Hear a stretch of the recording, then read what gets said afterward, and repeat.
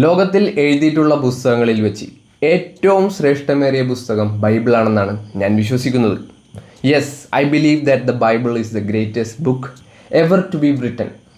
കാരണം വേറൊന്നുമല്ല, ഏതെങ്കിലും പുസ്തകം 40ഓളം എഴുത്തുകാരെ വെച്ച് എഴുതിയിട്ടുണ്ടോ? ഏതെങ്കിലും പുസ്തകം 1500 1600 വർഷങ്ങളെടുത്ത് എഴുതിയിട്ടുണ്ടോ? ഇല്ല. ലോകത്തിൽ തന്നെ ഏറ്റവും അധികം സമയമെടുത്ത് എഴുതിയ പുസ്തകങ്ങൾ പോലും 57 വർഷം അത്രയൊക്കെ ഉള്ളൂ. പക്ഷേ ബൈബിൾ എഴുതിയിട്ടുള്ളത് 1500 മുതൽ 1600 വർഷം വരെ സമയമെടുത്തിട്ടാണ്. പക്ഷേ എന്തുകൊണ്ടാണ് ഞാൻ ബൈബിൾ ദൈവത്തിൻ്റെ വചനമെന്ന് വിശ്വസിക്കുന്നത്, ദൈവം തന്നതാണെന്ന് വിശ്വസിക്കുന്നത്? അതിന് കാരണം എന്താണ്? അതിലുള്ള ചരിത്രപരമായ തെളിവുകളോ അല്ലെങ്കിൽ പുരാവസ്തുക്കളെക്കുറിച്ചുള്ള തെളിവുകളോ ഇതൊന്നുമല്ല. കാരണം അതൊക്കെ വളരെയധികമാണുള്ളത്.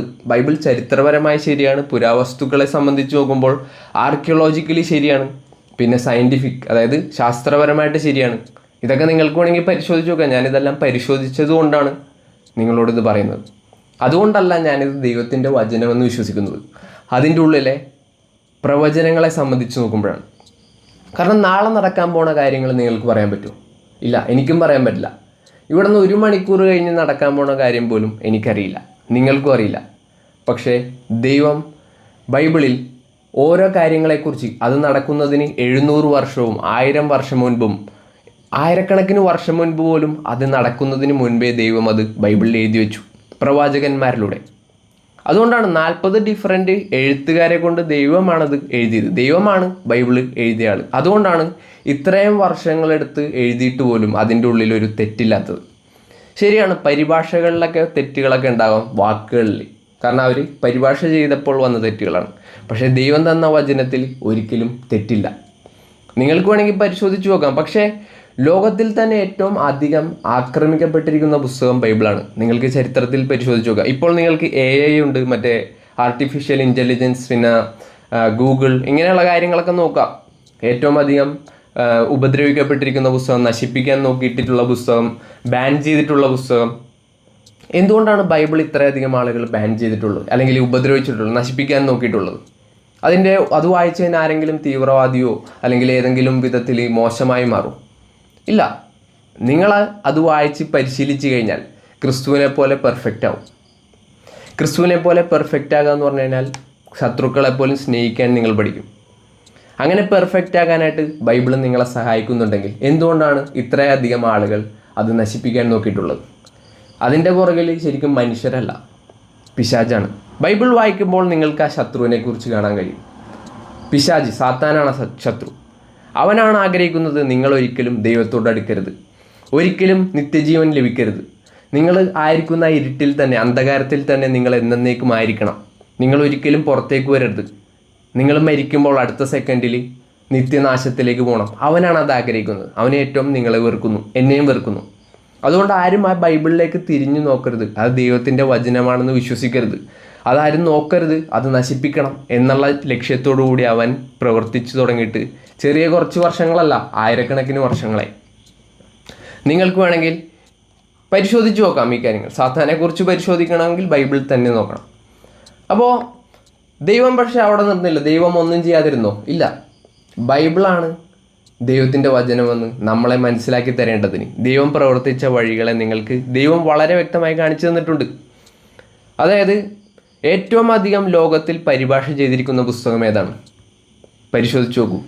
3300ഓളം ഭാഷകളിലേക്കാണ് ബൈബിൾ പരിഭാഷ ചെയ്തിരിക്കുന്നത്, അതായത് ട്രാൻസ്ലേഷൻ ചെയ്തിരിക്കുന്നത്.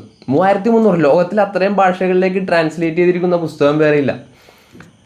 5 തുടങ്ങി 7 ബില്യൺ വരെ ബൈബിളുകളാണ് വിറ്റിട്ടുള്ളത്, അതായത് സെല് ചെയ്തിട്ടുള്ളത്. 5 തൊട്ട് 7 ബില്യൺ എന്ന് പറയുമ്പോൾ 500 കോടി തൊട്ട് 700 കോടി വരെ ബൈബിളുകളാണ് ലോകത്തിൽ വിറ്റഴിച്ചിട്ടുള്ളത്. എന്തുകൊണ്ടാണ് ഇത്രയധികം? ലോകത്തിൽ നമ്പർ 1 സെല്ലിംഗ് ബുക്ക് ബൈബിളാണ്. കാരണം അത് വായിച്ചു കഴിഞ്ഞാൽ മനുഷ്യർക്ക് കിട്ടുന്ന ആശ്വാസം വേറെ എവിടെ നിന്നും കിട്ടില്ല. അവിടെ നിന്ന് കിട്ടണം ജ്ഞാനം. കാരണം ബൈബിൾ ദൈവത്തിൻ്റെ വചനമാണെങ്കിൽ ദൈവത്തിൻ്റെ ജ്ഞാനമാണ് അതിലുള്ളത്, വിസ്ഡം. ദൈവം തരാനുള്ള ജ്ഞാനം നമുക്ക് കിട്ടുന്നുണ്ടെങ്കിൽ അത് വായിച്ച് ആ ജ്ഞാനത്തിനനുസരിച്ച് ജീവിച്ചിട്ടുള്ള ആളുകൾക്ക് സക്സസ് ഉണ്ടായിട്ടുണ്ട്, വിജയം കിട്ടിയിട്ടുണ്ട്, ലോകത്തിലുള്ള ആളുകൾ പോലും. അതുകൊണ്ട് 500 തൊട്ട് 700 കോടി വരെ ബൈബിളുകളാണ് വിറ്റിട്ടുള്ളത്. ഞാൻ പറഞ്ഞല്ലോ. പിന്നെ വേറെ കാര്യങ്ങളുണ്ട്. ലോകത്തിൽ തന്നെ പ്രിൻറ്റിംഗ് പ്രസ് കണ്ടുപിടിച്ചപ്പോൾ, ജോഹാൻ ഗുട്ടൻബെർഗ് എന്നുള്ള ആൾ പ്രിൻറ്റിംഗ് പ്രസ് കണ്ടുപിടിച്ചപ്പോൾ ലോകത്തിൽ ആദ്യം പ്രിൻ്റ് ചെയ്തിട്ടുള്ള പുസ്തകം ഏതാണെന്നറിയാമോ? വേറൊന്നുമല്ല, ബൈബിളാണ്. ഇതിലൂടെയെല്ലാം ദൈവം നമ്മളെ മനസ്സിലാക്കി തരാൻ ശ്രമിക്കുകയാണ്. എന്തുകൊണ്ടാണ് ബൈബിൾ ഇത്ര പ്രാധാന്യം അറിയിക്കുന്നത്?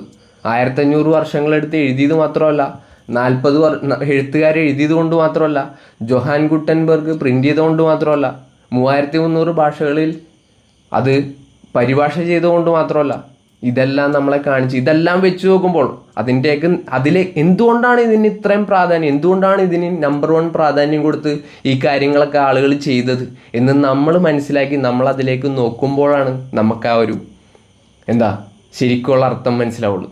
കാരണം ഇത് ദൈവത്തിൻ്റെ വചനമാണെന്ന് അന്നേരം നമുക്ക് മനസ്സിലാവും. ഞാൻ ഒരുപാട് കാര്യങ്ങൾ ഇവിടെ എഴുതിയിട്ടുണ്ട്, ഇതെല്ലാം നിങ്ങളോട് പറയുന്നില്ല. കാരണം ദൈവം ഇത്രയും കാര്യങ്ങൾ പ്രവർത്തിച്ചു നമ്മൾ അവങ്കലേക്ക് വരുവാൻ. നിങ്ങൾക്ക് വേണമെങ്കിൽ ഇന്ന് ചൂസ് ചെയ്യാം, ഇന്ന് തിരഞ്ഞെടുക്കാം. ബൈബിള് ദൈവത്തിൻ്റെ വചനമല്ലെങ്കിൽ അല്ലെന്ന് നിങ്ങൾക്ക് തെളിയിക്കാൻ കഴിഞ്ഞാൽ അത് തള്ളിക്കളയുക. നിങ്ങളോട് തന്നെ തെളിയിക്കുക, മറ്റുള്ളവരോടല്ല. മറ്റുള്ളവരോട് തെളിയിച്ചുകൊണ്ടൊരു കാര്യമില്ല. ബൈബിള് ദൈവത്തിൻ്റെ വചനം വായിച്ചിട്ടും അതിൻ്റെ അകത്തേക്ക് നോക്കി പരിശോധിച്ചിട്ടും ചരിത്രപരമായ തെളിവുകളും ശാസ്ത്രപരമായും ആർക്കിയോളജി, അതായത് ബൈബിൾ ദൈവത്തിൻ്റെ വചനമാണെങ്കിൽ അതിൽ ഒരു തെറ്റുപോലും കാണാൻ പാടില്ല. ഒരു തെറ്റെങ്കിലും അതിൽ കണ്ടു കഴിഞ്ഞാൽ, കാരണം ദൈവത്തിന് തെറ്റു വരാൻ പാടില്ല. തെറ്റു വന്നു കഴിഞ്ഞാൽ അത് ദൈവത്തിൻ്റെ വചനമല്ല എന്നാവും. അതുകൊണ്ട് തന്നെ നിങ്ങൾ തന്നെ പരിശോധിക്കുക. അത് ദൈവത്തിൻ്റെ വചനമല്ലെന്ന് നിങ്ങൾക്ക് മനസ്സിലായാൽ തള്ളിക്കളയുക. ദൈവത്തിൻ്റെ വചനമാണെന്ന് മനസ്സിലായാൽ ബാക്കി എല്ലാത്തിനേക്കാളും അത് മുറുകെ പിടിച്ച് അതനുസരിക്കുക. ഞാൻ വിശ്വസിക്കുന്നത് ബൈബിൾ ആണ് ഏറ്റവും ശ്രേഷ്ഠമേറിയ പുസ്തകം. കാരണം അത് അനുസരിച്ചാൽ നിങ്ങൾക്ക് നിത്യജീവൻ ലഭിക്കും.